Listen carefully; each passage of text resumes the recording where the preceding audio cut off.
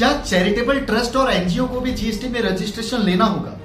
देखिए, इसका जवाब यस या नो दोनों में से कुछ भी हो सकता है। इसलिए इसे समझने के लिए एक काफी पॉपुलर केस स्टडी आपको बताता हूं। Nagri eye research foundation versus union of India 2021 Gujarat high court. Nagri eye research foundation एक चैरिटेबल ट्रस्ट होती है जो आंखों का इलाज और रिसर्च करती है। इसके साथ ही वो गरीब लोगों को काफी कम कीमत पर मेडिसिन सर्विसेज भी प्रोवाइड करती है।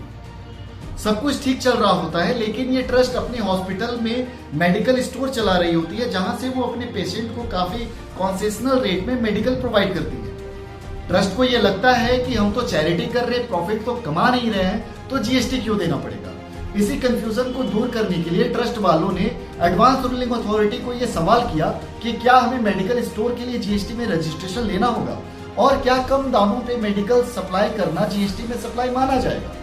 तो एडवांस रूलिंग अथॉरिटी ने जवाब में कहा कि जी हाँ, बिल्कुल आपको अपने मेडिकल स्टोर के लिए जीएसटी रजिस्ट्रेशन लेना होगा और आप जो कम कीमत पे ये मेडिकल सप्लाई कर रहे हैं वो जीएसटी के अंदर टैक्सेबल सप्लाई माना जाएगा और आपको जीएसटी पेमेंट करना पड़ेगा। ये बात ट्रस्ट वालों को सही नहीं लगी, तो उन्होंने इस मैटर को गुजरात के हाईकोर्ट में चैलेंज कर दिया। अब कोर्ट ने इस पूरे मैटर को सुना पूरे तरीके से और सुनकर उन्होंने जीएसटी लॉ में जो बिजनेस और सप्लाई की डेफिनेशन है उसे देखकर एक काफी इंपॉर्टेंट बात कही। उन्होंने कहा कि देखिए, जीएसटी लॉ में बिजनेस की जो डेफिनेशन है वो काफी वाइड है, जहां पर प्रॉफिट मैंडेटरी नहीं है, मतलब वहां पर प्रॉफिट होना जरूरी नहीं लिखा हुआ है।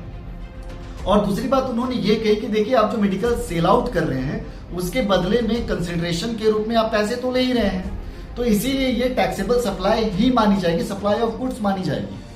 और फाइनली कोर्ट ने यह फैसला सुनाया कि ट्रस्ट को भी अपने मेडिकल स्टोर के लिए जीएसटी रजिस्ट्रेशन लेना ही होगा अगर उसकी टर्नओवर थ्रेशोल्ड लिमिट्स क्रॉस करती है तो मॉरल ऑफ द स्टोरी ये है कि सिर्फ चैरिटेबल ट्रस्ट होने से आपको जीएसटी में एग्जेम्पशन नहीं मिलने वाला है।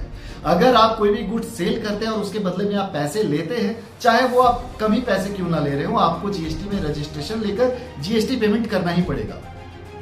तो ऐसे ही अपडेट के लिए आप हमारे साथ बने रहे, हमारे पेज को सब्सक्राइब और फॉलो जरूर करें। Thank you for watching.